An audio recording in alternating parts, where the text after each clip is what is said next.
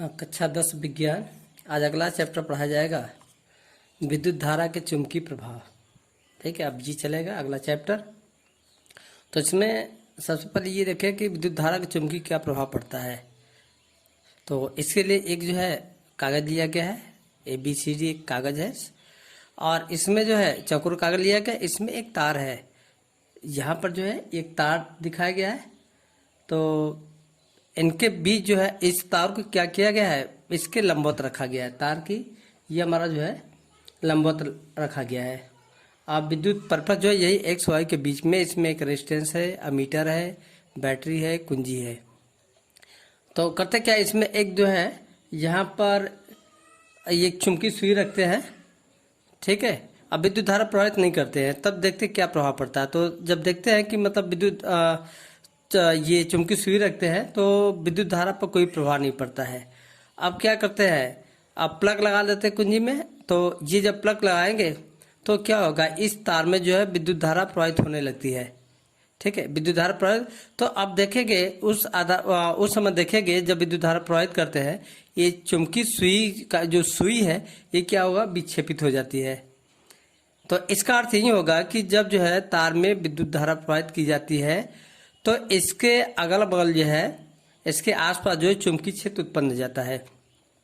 यदि चुंबकीय क्षेत्र उत्पन्न नहीं होता तो ये जो है जो सुई है ये विक्षेपित नहीं होती है। तो विक्षेपित होने का मतलब कि जो है विद्युत धारा प्रवाहित करने पर जो है उस तार के आसपास क्या होगा, चुंबकीय क्षेत्र उत्पन्न हो जाता है। ठीक है, तो इसका अर्थ यही होता है। तो जैसे जैसे विद्युत धारा प्रवाहित करेगी ये हमेशा जो है विक्षेपित हो जाता है। तो इसका जो निष्कर्ष यही निकलेगा कि जब जो है कागज पर रखी छोटे दिक्सूचक सुई, इसको कहते हैं दिक्सूचक सुई या चुंबकीय सुई, उत्तर दक्षिण दिशा में संरेखित रहती है, परंतु जैसे ही तार में विद्युत धारा प्रवाहित करते हैं वैसे ही दिक्सूचक सुई जो है विक्षेपित होने लगती है। तो ये जो है देखो, पहली बात ये हमेशा उत्तर दक्षिण रहता है। दिक्सूचक सुई का जो है ये जो सुई है ये उत्तर दक्षिण रहता है, लेकिन जब जो है विद्युत धारा प्रवाहित करते हैं तो ये जो है विक्षेपित यानी इसकी दिशा क्या होती है, बदल जाती है। तो अब आगे चलते हैं चुंबक के बारे में। तो ये चुंबक क्या होता है कि लोहे, इस्पात आदि का वह टुकड़ा है जो लोहे की वस्तु को अपनी ओर आकर्षित करता है, चुंबक कहलाता है। यह चुंबक यही है। ये चुंबक सभी लोग देखोगे उसमें कई आकार का होता है, कभी नाल का आकार का, कभी गोल आकार का, कभी जो है छड़ के आकार का जो है इस टाइप का होता है। तो ये हमारा जो है ये लोहे या इस्पात का बना होता है, जो है क्या करता है,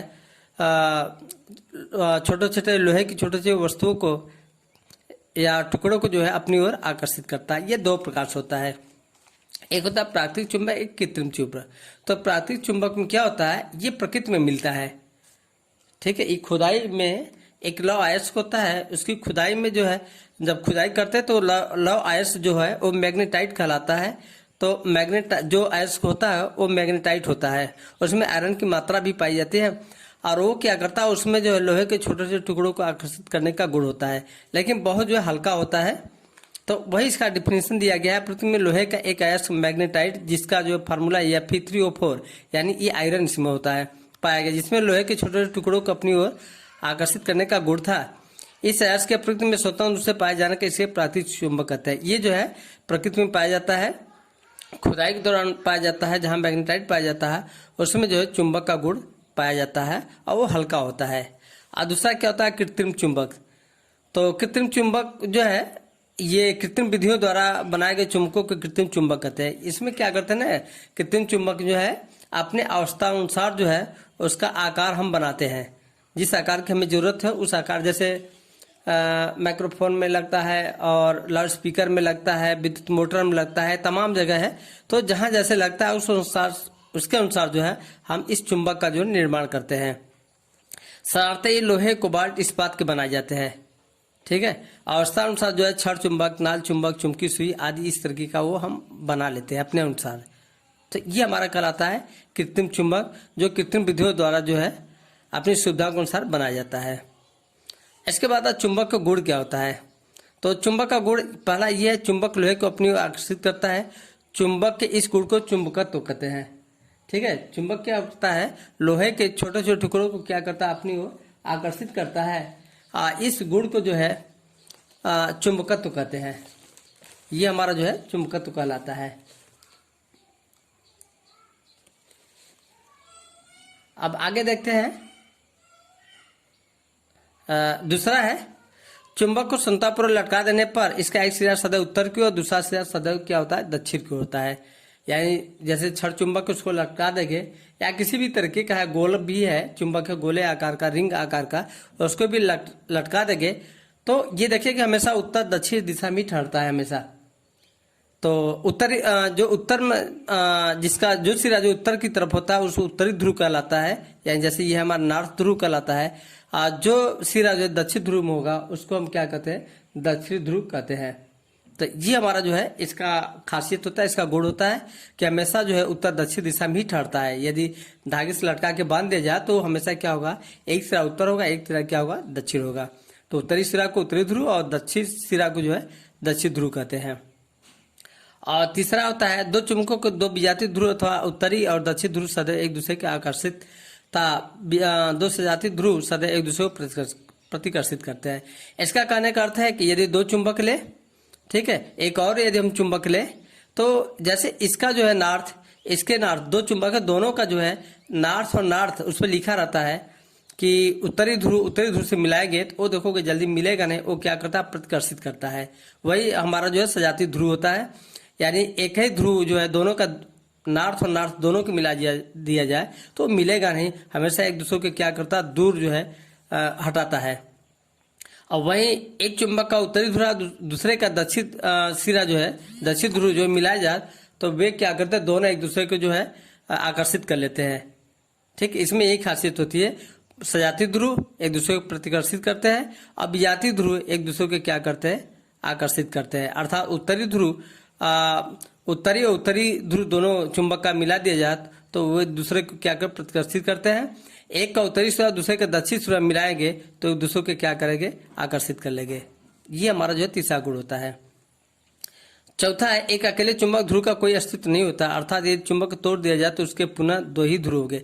यानी ये कहने का अर्थ चुंबक में हमेशा जो है दो ध्रुव होता है। एक माने एक ध्रुव का अकेले कोई जो है कोई अस्तित्व नहीं है, यानी एक ध्रुव इसमें नहीं पाया जाता। जब भी होगा चुंबक में दो ध्रुव होगा, एक उत्तरी होगा, एक दक्षिणी होगा। यदि हम इसको बीच से काट दिया जाए, इसको हम यदि हम बीच से काट दें तो भी क्या होगा, ऐसे काटने पर फिर जो है एक पूर्ण जो है चुंबक बन जाएगा। यानी काटने के बाद भी क्या होगा, एक पूर्ण चुंबक बन जाएगा। अर्थात एक उत्तरी ध्रुव होगा, दूसरा क्या होगा, दक्षिण ध्रुव होगा। इसका भी जो है ये दक्षिण ध्रुव है तो ये क्या होगा, उत्तरी ध्रुव हो जाएगा। इसको पुनः काटेंगे, पुनः एक चुंबक पूर्णतः चुंबक बन जाएगा और उसमें भी दो ध्रुव हो जाएगा, एक उत्तरी एक दक्षिणी। चाहे जितने भी खंड करेंगे चुंबक में हमेशा जो है दो ध्रुव उसमें पाया जाता है। ठीक है, तो इस तरीके से जो है उसमें जो है कई चुंबक का निर्माण किया जा सकता है और सभी चुंबक जो है एक पूर्ण चुंबक होगा। तो अब आगे देखते हैं और चुंबकीय क्षेत्र क्या होता है। जैसे अभी बताया गया कि जो है चुंबकीय क्षेत्र पैदा हो जाता है, जैसे विद्युत धारा प्रवाहित करते हैं तार में तो उसके आसपास क्या होगा, चुंबकीय क्षेत्र पैदा हो जाता है। इसके कितना दूर तक होता है इसका प्रभाव जानने के लिए हम एक यहाँ पे लिए एक चुंबक लिए गए, ये जो है छड़ चुंबक किसको कहा जाता है, एक नॉर्थ है एक साउथ है। इसमें क्या कहते हैं, एक चुंबकीय सुई लेते हैं, जैसे हमारा चुंबकीय सुई है उत्तरी ध्रुव से जब लगाएंगे और इसके बाद जो है चुंबक का जो सुई होता है उसमें साउथ और नॉर्थ होता है, तो नॉर्थ के कोने पर टिक लगाते चले जाएंगे, यहाँ पर टिक लगाएंगे, ऐसे टिक लगाएंगे तो ये जाकर जो दक्षिण ध्रुव आकर के मिल जाएगी। पुनः थोड़ा सा हटा करके इसको लिया जाए तो फिर ऐसे जाएगी, ये उसके एक निशान लगाते जाएंगे, टिक मारते जाएंगे तो ये आकर के जो यहाँ मिलेगी। ऐसे ये और लगाते जाएंगे और दूर हटाते जाएंगे तो ऐसे मिलेगा। और एक बार ऐसी स्थिति आएगी कि ये जो है यहाँ जो बीच में रखेंगे तो ये जाकर के जो है कहीं दूर जाकर के मिलेगी, नहीं तो हो सकता है कि ये आगे निकल जाए। ऐसे ये भी होगा, ये भी मतलब आगे निकल जाएगी तो हो सकता है कभी मिले ही नहीं तब।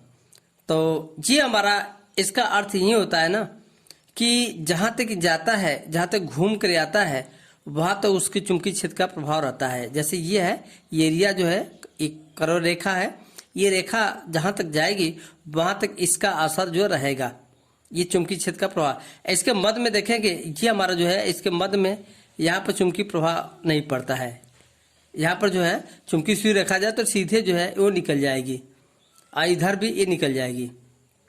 तो वही है चुंबकीय क्षेत्र है किसी चुंबक के चारों ओर का वह क्षेत्र जिसमें उसके चुंबकीय प्रवाह या बल का अनुभव किया जा सके, उस चुंबक का चुंबकीय क्षेत्र कर, यानी जहां तक जो है उसका चुंबकीय प्रभाव का, जैसे चुंबकीय प्रभाव को दिखाता है, क्योंकि घूम जाता है ना, ये चुंबकीय प्रभाव जहां तक रहेगा वही क्या कहलाता है, चुंबकीय क्षेत्र कहलाता है। जो एरिया जहां तक ये प्रभाव पड़ेगा, चुंबकीय सुई का को जो है ये हटाएगा, उसकी दिशा बदलेगी, ठीक है।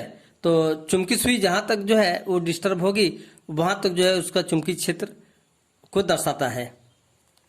आगे चुंबकीय बल रेखा एक बंद वक्र बनाती है, ये बंद वक्र बनाती है, ठीक है, जिसकी दिशा चुंबक के बाहर उत्तरी ध्रुव से दक्षिण ध्रुव की हो जाती है। जैसे ये हमारा है ना, देखेंगे ये उत्तरी ध्रुव है, ये क्या है, दक्षिण ध्रुव है, तो उत्तरी ध्रुव से दक्षिण ध्रुव की ओर जाती है।